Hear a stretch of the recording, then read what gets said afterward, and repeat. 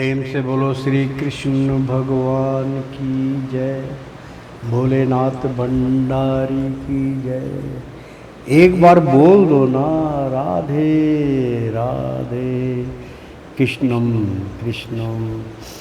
प्यारे भक्तों, मित्रों और सभी सुनने वाले मेरे भगवान श्री कृष्ण के प्यारों, पिछले धारावाहिक में यानी कि 18वां धारावाहिक में हमने आपको विस्तार से बताने का वादा किया था, क्योंकि पिछले एपिसोड में जरा ध्यान लगाकर सुनना और प्रभु ने विस्तार से वर्णन किया। भगवान श्री कृष्ण ने कहा, हमारा चौथा अध्याय यहाँ से शुरू होता है और 19वां धारावाहिक हम शुरू करने जा रहे हैं। कृपया इस प्रसाद को अनंत पूर्वक ग्रहण कीजिए। प्रेम से बोलो श्री कृष्ण भगवान की जय। इसमें जो हमारे यानी कि अध्याय है, उसमें हमने बतलाया आपको कि आज चौथा अध्याय शुरू करने जा रहे हैं और धारावाहिक 19वां है, तो ध्यान से सुनिए।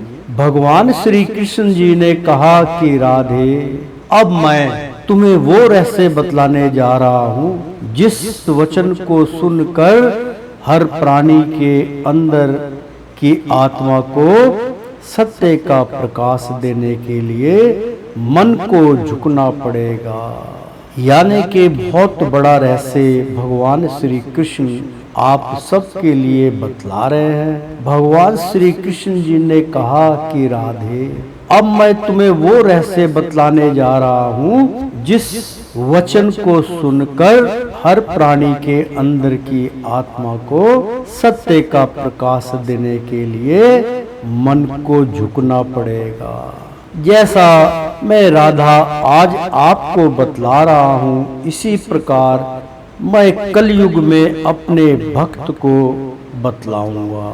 तो सुनो, मैं प्रत्येक प्राणी के भीतर हूँ और मेरा स्थान एक आत्मा के रूप में समाहित है, जो एकमात्र मृत्यु के पश्चात जब अस्थियां लेने के लिए परिवारजन के लोग अंतिम स्थान में जाकर एकत्र होते हैं, जब उस स्थल का पंडित उस अस्थियों में से एक अस्थि का टुकड़ा दिखाकर कहता है कि ये आत्मा है जो अच्छे कर्म करता है, उसकी आत्मा का रूप बिल्कुल साबुत होता है और वह आलथी पालथी चौकड़ी मारकर बैठा होता है। और जिस प्राणी ने सारी जिंदगी मांसाहारी भोजन, मदिरा, मतलब जो भी अधर्म के कार्य किए गए हैं, जो इन कार्यों में विलीन रहा है और सेवन करता रहा, उस प्राणी की आत्मा छिन्न भिन्न होती है। यह सत्य है। मैं मेरा स्वरूप उसी सूक्ष्म देह में होता है। केवल मेरा सच्चा भक्त ही अपने चलते जीवन में दर्शन कर लेता है। परंतु एकमात्र रास्ता यही है कि अपनी आत्मा को शुद्ध रखना चाहिए। यह आत्मा केवल भजन में ही लीन रहती है और केवल सत्य का मार्गदर्शन ही करवाती है, और इसी को सूक्ष्म देह कहते हैं। जब मन थक कर सो जाता है, तब यह आपको स्वप्न में पाप और पुण्य का ज्ञान प्रदान करती है, जिसमें वह आपको भूतकाल, वर्तमान काल और भविष्य काल के बारे में प्रतिदिन आपकी चेतना को जागृत करती है। परंतु प्राणी इस कर्म योग को नहीं जान पाता और भटकता रहता है। यह आत्मा शरीर में कहाँ विराजमान रहती है, इसका ज्ञान केवल गुरुपद अधिकारी ही जान सकते हैं, वरना इसका चित्र लेना असंभव है। यह कोई भी नहीं जान सकता और प्रत्येक प्राणी में मैं ही हूँ, लेकिन मेरे दर्शन करने अति दुर्लभ है। तभी प्राणी सारी जिंदगी, सारे जीवन भर मुझे खोजता रहता है और तरह तरह से मेरी व्याख्या करता रहता है, परंतु मेरे दर्शन बहुत दुर्लभ हैं, नहीं हो पाते। किसी को भी यह अधिकार नहीं है वह प्राणी मेरी तुलना अपने साथ करे, क्योंकि सभी प्राणी का अपना एक वजूद, एक निर्णय होता है जो केवल उसी के लिए होता है। जो प्राणी ऐसा करता है उसको अहंकार उस प्राणी को अधर्म की राह की ओर मोड़ देता है, और कोई भी प्राणी 100 में से एक भी पुण्य धर्म से जुड़ जाता है, मैं सदा उसके साथ रहता हूँ। और जब भी प्राणी का अंतिम समय आता है, मैं प्रति एक प्राणी को अस्वस्थ से स्वस्थ करने के पश्चात ही प्राणी का स्थूल देह त्याग देता है। यहाँ पर भगवान ने स्पष्ट कहा है कि जैसे भगवान आपको इस संसार में भेजते हैं, मान लीजिए किसी ने आपसे कोई चीज मांगी और तत्परता से उसको दाग लगा के खराब करके आपको वापस करना वो उचित नहीं होता। जिस प्रकार से आपको लिया है उसी प्रकार से आपको देना चाहिए।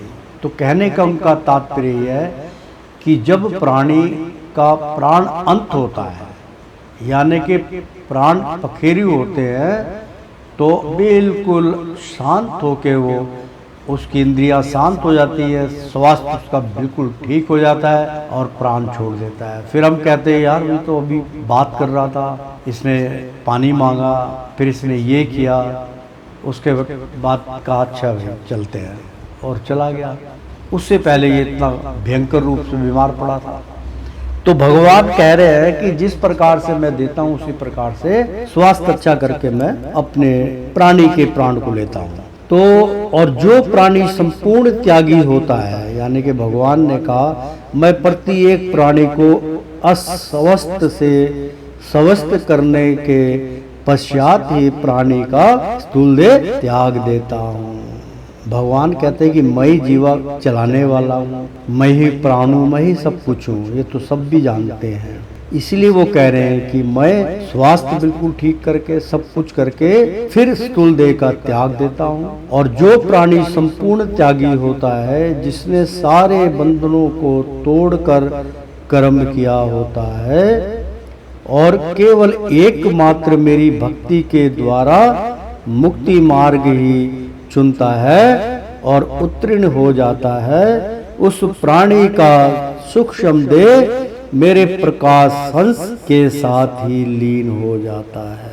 और वह प्राणी, यहाँ बहुत रहस्यपूर्ण बात उन्होंने बतलाई है भगवान ने, कि मुक्ति का मार्ग ही चुनता है और उत्तीर्ण हो जाता है। उस प्राणी का सूक्ष्म देह मेरे प्रकाश हंस के साथ ही लीन हो जाता है और वह प्राणी मेरी शरण में आ जाता है और आवागमन से मुक्त हो जाता है। ऐसे प्राणी देवताओं के साथ मिलकर कार्य करते रहते हैं और मेरा आगमन पर ही इस संसार में धर्म की रक्षा करने के लिए जन्म लेते हैं और कार्य करके फिर मेरी शरण में आ जाते हैं। जब प्राणी का अंत समय आता है, जब मेरा साक्षात्कार हो जाता है और मैं उस क्षण पल भर के लिए संपूर्ण दर्शन देता हूँ और प्राणी मेरा स्वरूप देखकर चकाचौंध हो जाता है। जब प्राणी को अपने किए का ज्ञान होता है, उस वक्त प्राणी बहुत ही गिड़गिड़ा कर तड़प तड़प कर कहता है कि प्रभु मेरे गुनाह माफ करो और मैं अपनी शरण में, यानी कि अपने आप को आपकी शरण में मुझे ले लो प्रभु। उस वक्त प्राणी बहुत असहाय होता है, जब उसकी कोई भी फरियाद नहीं सुनी जाती और उसके कर्मों के अनुसार योनि में प्रवेश होने का आदेश देते समय प्रभु बड़े दयावंत होते हैं और प्राणी से कहते हैं कि हे मूर्ख प्राणी, जो समय बीत गया है वह दोबारा फिर नहीं आएगा। अगली जूनी में मैं तुझे ज्ञान प्रदान करता हूँ कि तुझे फिर भजन व धर्म के मार्ग पे चलने के लिए जन्म दूंगा और मैं तुझे अपनी शरण में ले लूंगा। जब सूक्ष्म प्राणी भगवान के समीप खड़ा होकर कहता है कि हे ईश्वर, मैं तुम में ही समाना चाहता हूँ, इसके लिए प्रभु आपने आयु बहुत कम दी है। इतनी छोटी सी आयु में इस कलयुग से छुटकारा मिलना असंभव लगता है। जब भगवान श्री हरि कृष्ण प्राणी को कहते हैं कि हे प्राणी, मैंने तुझे भजन के लिए बहुत समय दिया है। मैंने हर प्राणी की आयु व जन्म बंधन से मुक्त होने के लिए आयु लगभग 10,000 वर्ष रखी है। 10,000 वर्ष रखी है, परंतु प्राणी अपने भोगों के कारण व्यस्त रहता है और इस कलयुग मृत्यु लोक के आनंद में ही विलीन रहता है और बाकी सारे लोकों के आनंद को भूल जाता है और देव लोकों तक पहुंचने का कोई भी यत्न नहीं कर पाता, जिसके लिए उसको बार बार यूनी बदलनी पड़ती है। इसीलिए मैं प्रति एक प्राणी को संपूर्ण मौका देता हूँ और प्रति एक प्राणी की आयु 10,000 वर्ष दी है। हर प्राणी को मैंने इंसान जन्म पाने के लिए 100 बार जन्म देता हूँ। इसके लिए प्राणी को 100 जन्म तक का ज्ञान प्रदान करता हूँ और हर प्राणी को केवल 100 जन्म तक के पाप और पुण्य में याद करवाता रहता हूँ।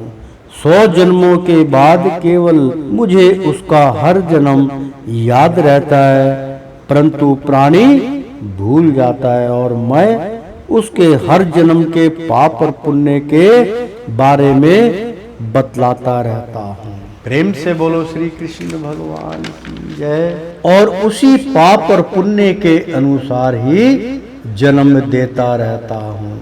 हर प्राणी की आयु इस कलयुग में केवल 120 वर्ष है, परंतु उसके कर्मों के अनुसार वह अपनी इंद्रियों का वशीकरण नहीं कर पाता, जिसके कारणवश उसकी आयु कम हो जाती है और अपनी संपूर्ण आयु का आनंद लिए बगैर प्राण त्याग देता है।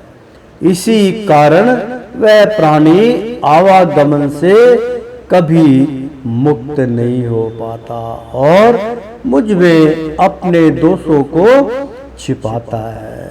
कोई भी बुरे कर्म करने के बाद कहता है, हे प्रभु मुझे क्षमा कर दो, मुझसे भूल हो गई, और फिर गुनाह पे गुनाह करता जाता है।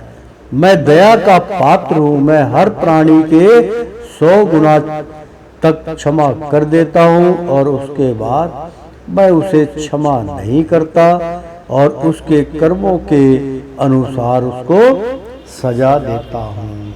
इसके लिए मैंने हर प्राणी की आयु का लेखा जोखा इस प्रकार बनाया है। हर प्राणी की आयु 120 वर्ष और कम से कम 100 वर्ष रखी है और हर प्राणी को पापों से मुक्त करने के लिए मैंने इंसान को 100 जन्म दिए हैं।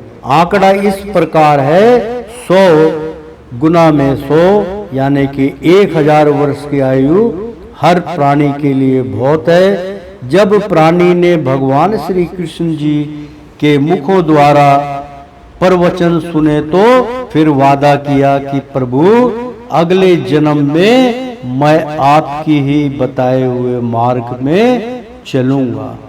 भगवान इतना दर्शन देकर लुप्त हो जाते हैं और जब सूक्ष्म देह असहाय सा खड़ा रह जाता है और किसी भी प्रकार का भोग करने में असमर्थ हो जाता है और किसी भी जूनी में जाने के लिए कई वर्षों तक भटकता रहता है, जिसे हम लोग प्रेत आत्मा कह देते हैं। और जो प्राणी समाज में रहकर कार्य करता है और गृहस्थ में रहकर मेरी आराधना करता है और कर्म करता रहता है, वह अच्छी योनि में प्रवेश करता है और सुखों का भोग करता है। और जो प्राणी ग्रस्त भोगे बिना मेरी शरण में आने की चेष्टा करता है, वह प्राणी मुझ तक पहुंचने में असमर्थ रहता है। और जो दुखों को छोड़कर सुखों की कामना करता है, वह और दुखों में घिर जाता है, क्योंकि वह अपने ही कर्मों के अनुसार ही दुखों का भोग करता है। और जो प्राणी चोला धारण करके जंगलों में मुझको खोजता है और अपने कर्तव्य को भूलकर घबराकर ऐसा करता है, उसको मेरी झलक तक नहीं मिलती। वो भी कभी मोह माया का त्याग नहीं कर पाता और भटकता रहता है। यहाँ भगवान श्री कृष्ण जी ने प्रत्येक प्राणी को आदेश देते हुए कहा है कि यदि प्राणी सत्य को मानकर इस संसार को यदि त्यागना चाहता है और आवागमन से मुक्त होना चाहता है, वह केवल निष्काम भाव से मेरी आराधना करे और एकमात्र मुझ तक आने का मार्ग जरूर तलाश कर सकता है।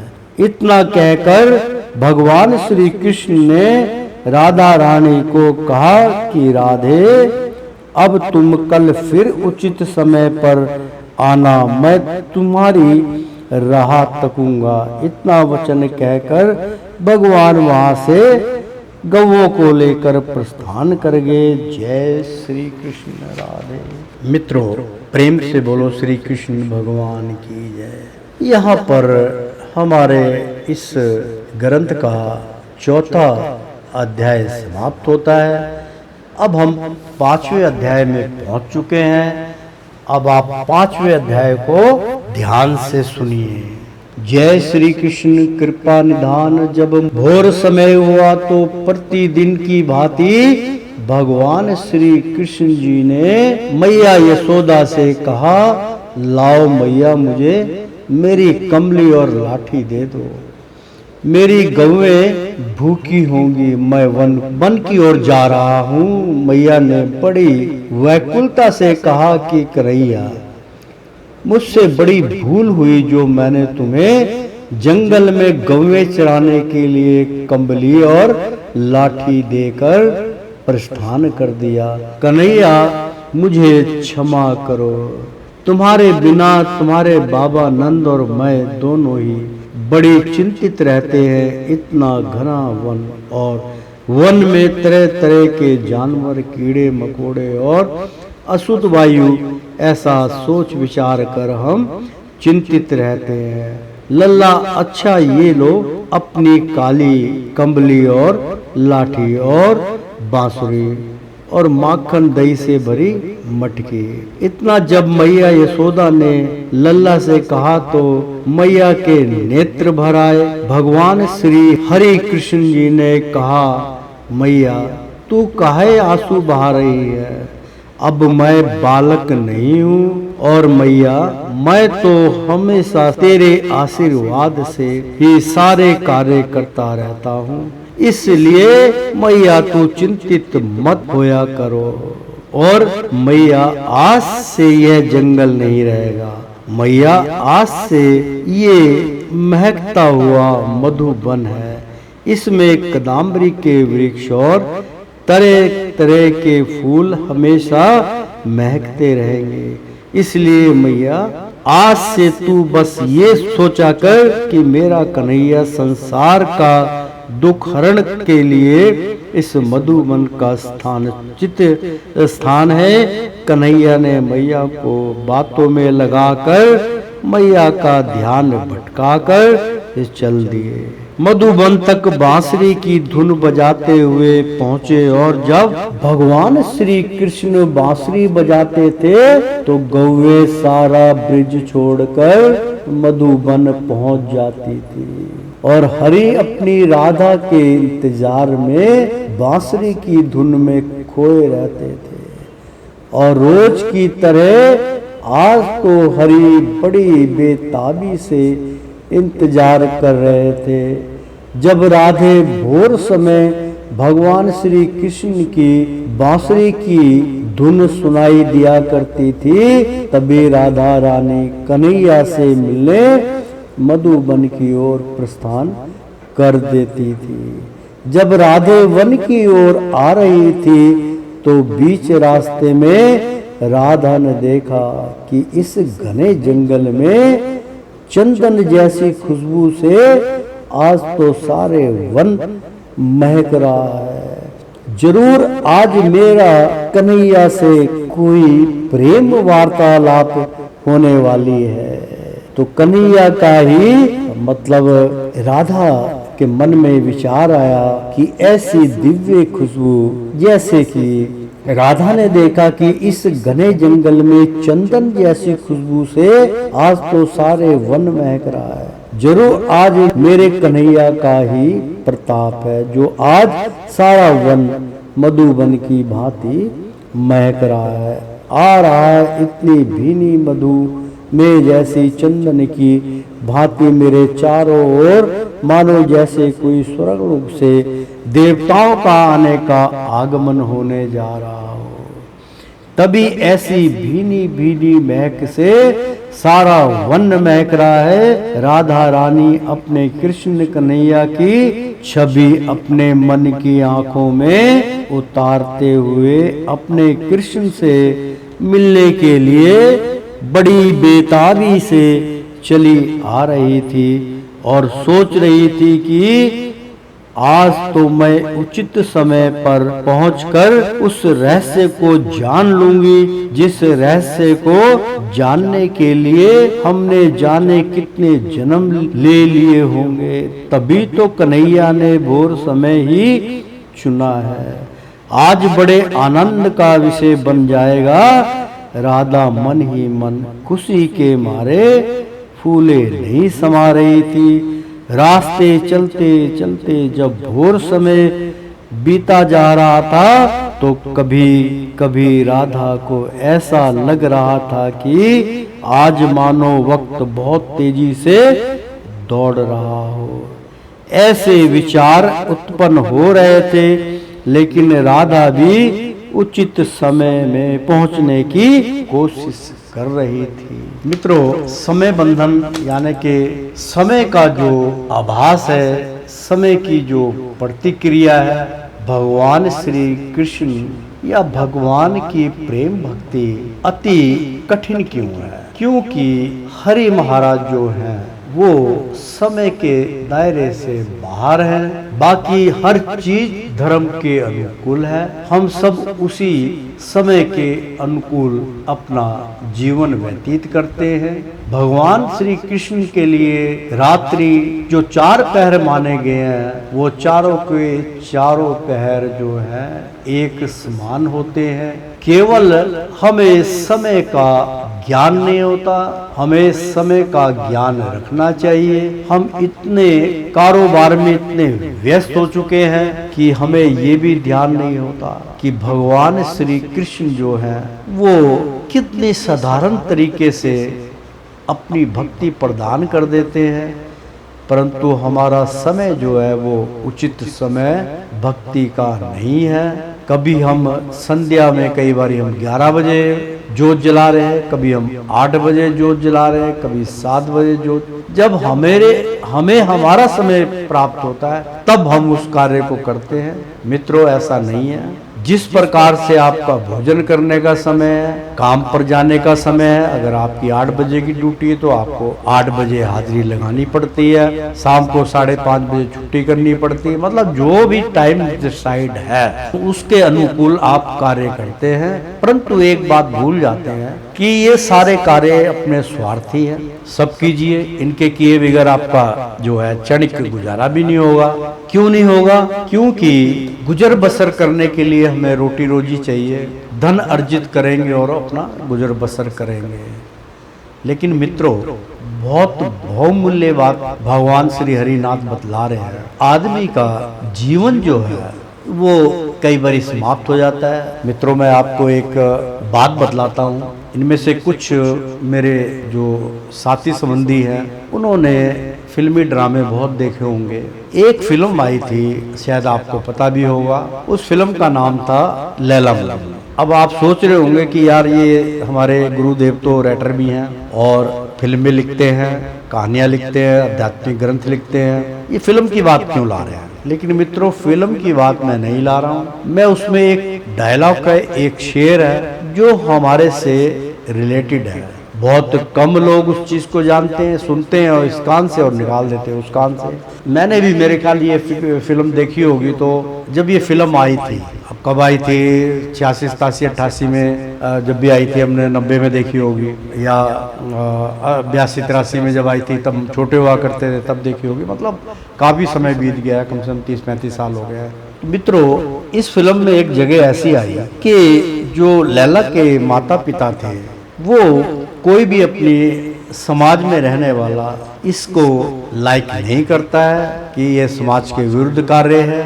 उसको सहन नहीं करता है कि मेरे घर की लक्ष्मी या मेरे घर की पुत्री किसी गैर मर्द के साथ गुलछर्रे हो रहा है, ऐसा। लेकिन वो एक हिस्ट्रिकल मतलब ड्रामा था, सत्य कथा पर वो आधारित था। लैला मजनू की किस्सा है। उसमें क्या होता है कि लैला के पिता को पता चल जाता है कि मेरी जो लड़की है वो मजनू से मिलती है, और दोनों खानदान में बड़ी आपस में बैरबंदी होती है। तो जब उसको पता चल जाता है कि उसी की शहर में वो मजनू घूम रहा है और मेरी लैला जो है उससे मिलने जा रही है, तो बड़े गुस्से के अंदर अपने महल में उसका लड़की का यानी कि लड़की का हाथ पकड़ के वो अंदर आते हैं। तो सारे जो घर के नौकर चाकर, उनकी अम्मी और उनके अब्बा तो लेके आ रहे थे, तो भाईजान और ये सारे मतलब नौकर चाकर देखते हुए आज बड़े गुस्से में हैं। तो उन्होंने क्या किया, उन्होंने जोर से हाथ पकड़ के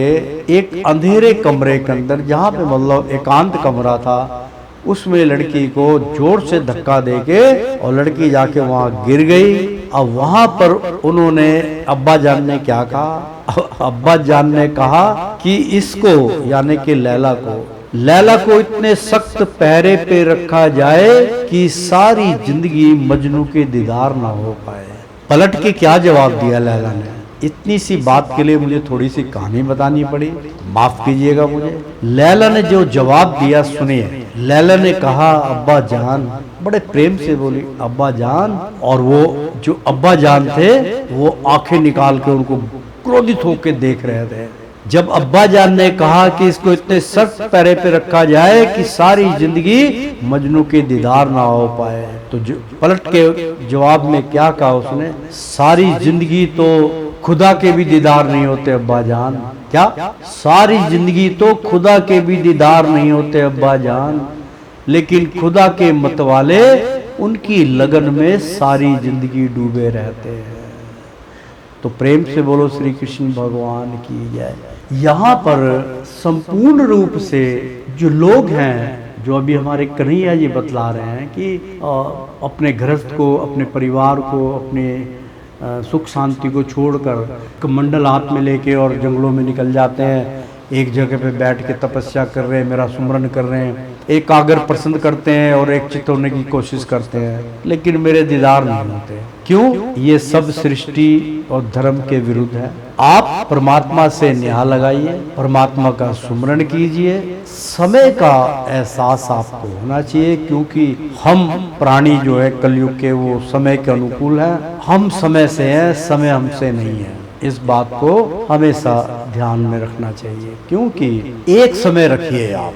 जब आप एक समय निश्चित कर लेंगे फिर आप भटकेंगे नहीं। जब आपका समय भटक जाता है, मान लीजिए मेरा 7 बजे का समय है संध्या का, मैं 7 बजे पूजा करता हूँ, नहा धो के मैं अपनी गद्दी पे बैठ गया, 10 मिनट मैंने सुमरन करना है, प्रभु का नाम लेना है, तो मेरा बड़ा अच्छा चल रहा है। 2 दिन चला, तीसरे दिन मेरे को यार अब मैं लेट हो गया भाई, 7:30 हो गए। वहाँ पर जो तार होती है, जो समय होता है वो बितक जाता है। वो इधर उधर चला जाता है और वो आपका ध्यान भी इधर उधर भटकाने में आपकी मदद करता है। आपका ध्यान एकाग्र नहीं हो पाएगा। इसलिए एक समय निश्चित कीजिए कि कुछ भी हो जाए, ठीक है, कभी कभार अगर भूल चूक से कोई काम पड़ जाए वो एक अलग है, लेकिन जो रूटीन में है वो ये होना चाहिए कि आप 9 बजे तक आप पूजा पाठ कर सकते हैं, लेकिन 9 बजे के पश्चात जोत जलाना वर्जित है, क्योंकि उनका हरि महाराज का जो उनके दूत काम करते हैं उनका संध्या काल में विश्राम का उनका समय होता है और हम जोत जगा के उनको जगा देते हैं और डिस्टर्ब करते हैं, ये धर्म के विरुद्ध है। 9 बजे से पहले पहले आप जोत जला लीजिए। फिर अगर आपके पास समय नहीं है, आप समय के अनुकूल नहीं रह पाते कि भाई मैं कभी 10 बजे छूटता हूँ, कभी 11 बजे रात्रि को आता हूँ, कोई बात नहीं। जब भी आते हैं आप आइए, नहाइए, धोइए और बैठ जाइए। धूप बत्ती अगरबत्ती जला लीजिए, सेंट छिड़क दीजिए, जल छिड़क दीजिए, खुशबू वातावरण शुद्ध कर लीजिए, लेकिन जोत मत जलाइए। उसके बाद आप अपना ध्यान लगाइए, प्रभु से जुड़िए।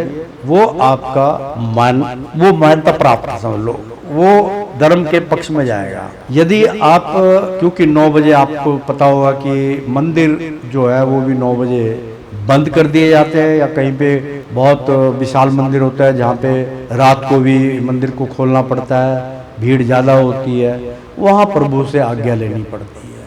अन्यथा 9 बजे मंदिर बंद हो जाते हैं, जोत बत्ती जो जल रही होती है वही होती है, बाकी सब बंद हो जाता है। इसलिए इसका समय का दुरुपयोग ना करके आप उसका उचित प्रयोग कीजिए और आनंद लीजिए, खो जाइए। क्योंकि इस संसार के अंदर मैं आपको एक बात बतला दूं कि ये संसार पूरा दुखों का सार है। दुख में से ही आपको निकल के ईश्वर की शरणागत में जाना है। आप क्या सोचो कि सब कुछ मेरे पास प्राप्त है। अब मान लीजिए उद्धव ठाकरे हैं, महाराष्ट्र के जो चीफ मिनिस्टर साहब हैं, वो अमीरों में पहले दूसरे नंबर पे या तीसरे नंबर पे हैं, मतलब बहुत पैसे धनवान है, उनके पास पता ही नहीं कितना पैसा है। गवर्नमेंट भी ऐसे ही बड़े अमीर लोगों से चलती है, लेकिन उनके पास सुख बहुत कम, उनको भजन करने का समय नहीं है, सुख शांति उनकी छिनी हुई है। 2 बिस्कुट खा लिए, 1 कप चाय पी ली या कॉफ़ी पी ली, अच्छा से चलो ठीक हो गया। दोपहर में कोई समय मिला तो लंच कर लिया। तो ऐसे लोगों का मतलब, कहने का मतलब है कि समय का दायरा जो है वो बहुत वो है। सब कुछ प्राप्त होने के बाद भी आप सोचो कि मैं हरि से जुड़ जाऊं, जब आप माया के मुंह में फंस जाएंगे फिर हरि से कहाँ जुड़ेंगे। तो आपके पास एक समान रहो, अपनी आत्मा को एक समान रखिए, उचित समय पे उठिए, भजन कीर्तन करिए। रात को अगर आपकी जाग खुल जाती है, 3 बजे खुल गई, क्योंकि आम बंदों की जो जाग है वो 3 बजे खुल जाती है, उसके बाद आधा घंटा, 1 घंटे, 2 घंटे के बाद फिर आंख लग जाती है। ऐसा चलता है। जो समय आपको मिलता है उस समय को व्यर्थ ना कीजिए। आप लेटे लेटे ही भजन कर लीजिए, नेगेटिव विचार को निकाल दीजिए और अच्छे विचारों में खो जाइए। एक बार बोल दो ना, राधे राधे। ओ श्रीमन नारायण नारायण हरि हरि, ओ श्रीमन नारायण नारायण हरि हरि। तेरी लीला सबसे न्यारी न्यारी, बोलो हरि हरि। ओ श्रीमन नारायण नारायण हरि हरि, श्रीमन नारायण नारायण हरि हरि। प्रेम से बोलो श्री राधे कृष्ण भगवान की जय, भोलेनाथ भंडारी की जय, माता पार्वती की जय, माता दुर्गा की जय, और समस्त प्राणियों में देवताओं की